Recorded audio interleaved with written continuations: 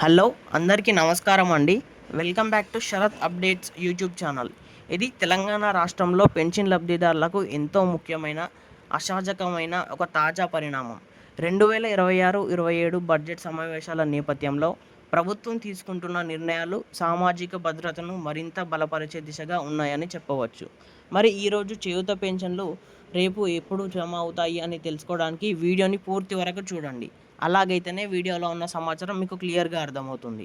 దాంతోపాటు వీడియోని లైక్ చేసి ఛానల్ని సబ్స్క్రైబ్ చేయండి. తెలంగాణ పెన్షన్ తాజా వార్తలు. తెలంగాణ రాష్ట్ర ప్రభుత్వం 2026 ఆర్థిక సంవత్సరానికి సంబంధించిన బడ్జెట్ సమావేశాల్లో కీలక ప్రకటనలు చేసింది. ముఖ్యంగా పేదలు, వృద్ధులు, వికలాంగులు, ఒంటరి మహిళలు వంటి బలహీన వర్గాల కోసం ప్రభుత్వం చేపట్టింది మరింత సహాయం అందించేందుకు చర్యలు చేపట్టింది. ఈ సందర్భంలో రాష్ట్ర ఉప ముఖ్యమంత్రి బట్టి విక్రమార్క గారు చేసిన ప్రకటన రాష్ట్ర వ్యాప్తంగా చర్చనీయాంశమైనది. ఆయన వెల్లడించిన ప్రకారం సుమారు 2 లక్షల కొత్త చేయూత పెన్షన్లు మంజూరు చేయబడుతున్నాయి. మరి ఈ కొత్త చేయూత పెన్షన్లు ఎవరికి ఇస్తారు, ఎలా ఇస్తారంటే, ప్రభుత్వం తీసుకున్న ఈ నిర్ణయం ప్రధానంగా ఇప్పటి వరకు పెన్షన్ అందని అర్హులైన పేద కుటుంబాలకు ఉపశమనం కలిగించడమే లక్ష్యంగా పెట్టుకుంది. ముఖ్యమైన లక్షణాలు: రాష్ట్ర వ్యాప్తంగా సుమారు 2 లక్షల కొత్త చేయూత పెన్షన్ల లబ్ధిదారుల ఎంపిక. పాత జాబితాలో లేని కానీ అర్హత ఉన్నవారికి అవకాశం. గ్రామ స్థాయిలో పరిశీలన చేసి ఎంపిక చేసే అవకాశం. సామాజిక భద్రత పథకాల విస్తరణలో భాగం. ఈ కొత్త పెన్షన్లు ముఖ్యంగా ఈ వర్గాల వారికి అందే అవకాశం ఉన్నట్టు తెలుస్తుంది. వృద్ధులు, వికలాంగులు, విధవలు, ఒంటరి మహిళలు, ఇతర బలహీన వర్గాలు. మరి అమలయ్యే తేదీలు ఎలా ఉన్నాయంటే, ప్రభుత్వం ఈ కొత్త పెన్షన్లు అమలు చేసేందుకు ఒక ప్రత్యేకమైన తేదీని ఎంచుకుంది. అదే జూన్ 2, 2026. అంటే ఆ రోజు తెలంగాణ రాష్ట్ర ఆవిర్భావ దినోత్సవం. ఈ రోజు నుండి ఈ పథకం ప్రారంభం కానుంది. ఈ తేదీకి ప్రత్యేక ఏమిటంటే, ఇది తెలంగాణ రాష్ట్ర అవతరణ దినోత్సవం. ఈ సందర్భంగా కొత్త పెన్షన్ లబ్ధిదారులకు పెన్షన్లు పంపిణీ చేయడం ద్వారా రాష్ట్ర ప్రభుత్వం ఒక ప్రతీకాత్మక సందేశాన్ని ఇవ్వాలనుకుంటుంది.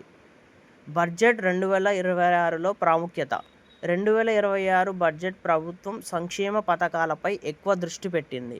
ముఖ్యంగా సామాజిక భద్రత పథకాలను అధిక నిధులు, పెన్షన్ వ్యవస్థ విస్తరణ, గ్రామీణ పేదలకు ప్రత్యేక ఆర్థిక సహాయం. ఇది ఎన్నికల హామీల అమలు దిశగా ఒక కీలక అడుగు అని చెప్పవచ్చు. దీనికి అర్హత ఏంటంటే, ఎవరు పొందగలరు అంటే, ఇప్పటికీ తెలంగాణ రాష్ట్ర ప్రభుత్వం పూర్తి వివరాలు అధికారికంగా విడుదల చేయలేదు. కానీ సాధారణంగా ఈ పథకానికి అర్హులు ఇలా ఉండే అవకాశం ఉన్నట్టు తెలుస్తుంది.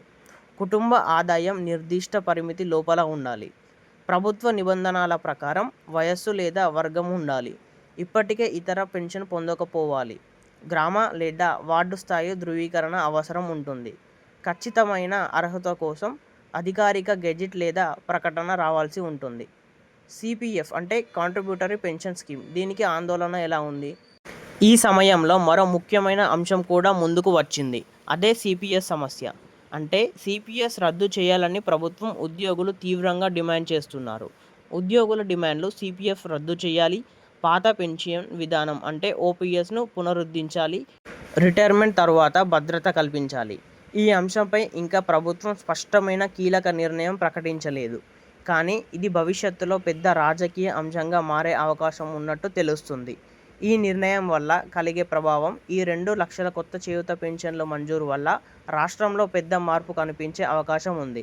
లబ్ధిదారులకు నెలవారీ ఆర్థిక భరోసా, కుటుంబ ఖర్చులకు సహాయం, వృద్ధులకు ఆత్మగౌరవం, అలాగే గౌరవప్రధాన జీవితం.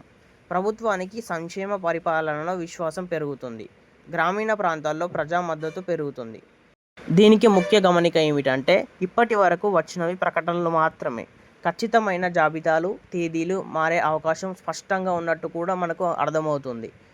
మొత్తంగా చూస్తే తెలంగాణ రాష్ట్ర ప్రభుత్వం తీసుకుంటున్న ఈ నిర్ణయం పేదల మరియు బలహీన వర్గాల కోసం ఒక పెద్ద ఉపశమనం అని చెప్పవచ్చు. 2 లక్షల కొత్త చేయూత పెన్షన్లు మంజూరు చేయడం ద్వారా ప్రభుత్వం తన సంక్షేమ ధృవీకత్వాన్ని మరోసారి నిరూపించింది. జూన్ 2, 2026 నుండి ఈ పథకం అమలులోకి వస్తే వేలాది మంది కుటుంబాలకు ఇది ఒక కొత్త ఆశాకిరణంగా మారుతుంది. అయితే అర్హతలు, ఖచ్చితమైన విధానం వంటి వివరాల కోసం అధికారిక ప్రకటనలు వచ్చే వరకు వేచి ఉండటం అవసరం. ఇవి ఈరోజు పెన్షన్ల గురించి లేటెస్ట్ అప్డేట్స్. వీడియో నచ్చితే లైక్ చేసి షేర్ చేయండి.